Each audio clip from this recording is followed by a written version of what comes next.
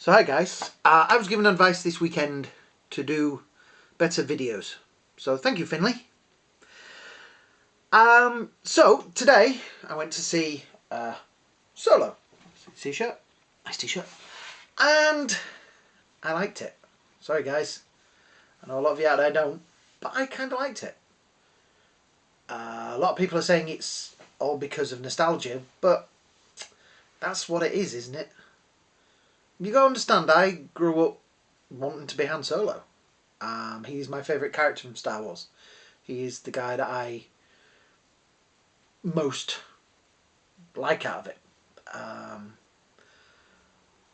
So this is a film I've probably waited my entire, well, from being 5, most of my life for. Okay, people have picked on the dude that's playing him. Let me see if I can say his name right, because I've been sat for like half an hour trying to say his name. Alden Ehrenreich, whatever his name is, the kid. I actually quite like him. A lot of people have been very critical of him, but the thing I like about him is he plays this as Han Solo, not as Harrison Ford. Some of the other people that people have been pushing forward and saying, "Oh, this guy, there's the guy that was in that film playing Harrison Ford as a younger person.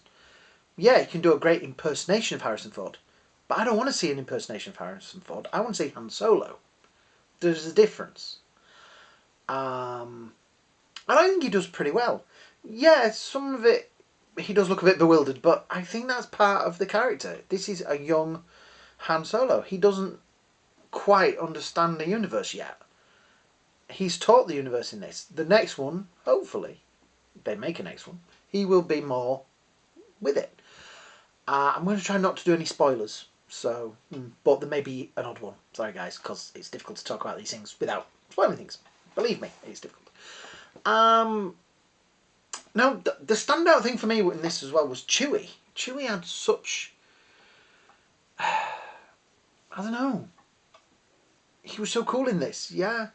Far cooler than, I mean, I've always loved Chewie and Han and Chewie, the dudes, but I don't know, in this, they're just giving the time to be there. And I kind of liked it. I kind of liked the teamwork between them. I did think that he had a life debt and it would have been a more bigger reason for him having the life debt. I know he saves him, but because he's got to save him money. But I would have thought it would have been something a bit bigger. You see, and that's the problem. This is the problem that the prequels had.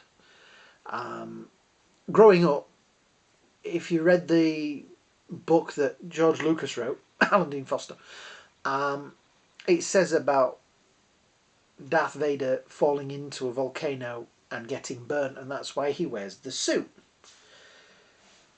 We later find out that obviously it's Anakin, but that was something as a child, particularly when we found out that Darth Vader was his father. Then, in our heads as kids, the older generation, we grew up with our own version of how that happened. When they made the films, it may not have been how we wanted it. This did this better. This handled it.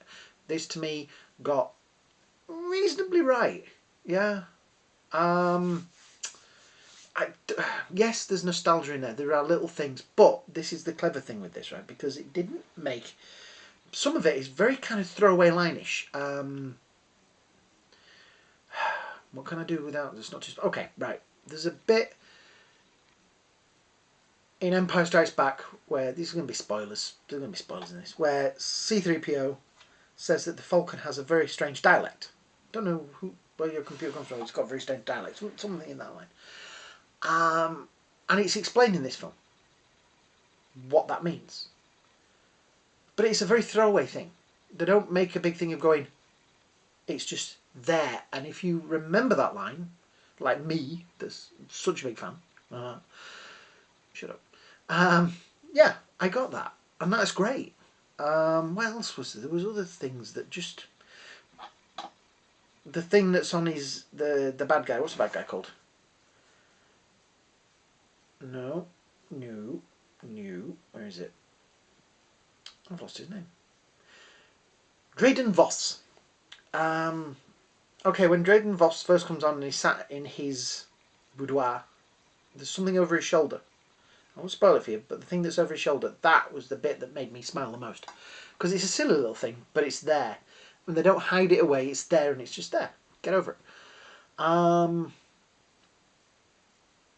thought Paul Bettany was pretty good as this, as the bad guy. He's not in it much, but he was good. John Favreau in there as well. I like that character. Rio Durant. I want to see more of him. I think he's a great little character. But that's it. It's got these little things in it. It just doesn't... Some people are turning and saying it doesn't try too hard. To me, it doesn't try too hard. And that's great. That was the problem with the prequels, The Last Jedi. It tries too hard to do things differently. We know who Han Solo is. It's pretty obvious when you go into this that Han, Chewie, Lando are going to be there for the sequels because they got to be, because we know they live. But the other characters in there, who knows? And that's the great thing about it. There is a cameo at the end that confused the crap out of me, but I've had it explained to me. But I still don't get it. It still seems weird. But anyway, it just felt like they randomly picked a character to chuck in there. Spin the wheel of villains that we've had in Star Wars, and we stop on... Oh, that one, okay. LR3 37 or LR37, LR37 we'll call. Did irritate the crap out of me a little bit. She was a character. It's a character that just... I was glad that she wasn't in the whole film. Yeah. I think the action scenes were brilliant. You see, it didn't go over top. It didn't go too big.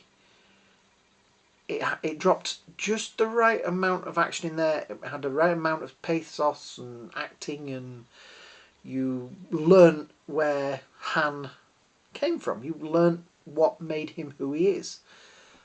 And I appreciate this. I really think this film...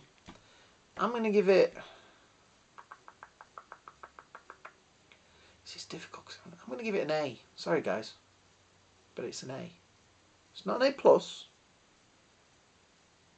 I've been talking with my friend Jody today, and he's disgusted at me because I actually said that I enjoyed Solo a little bit more than I enjoyed Deadpool.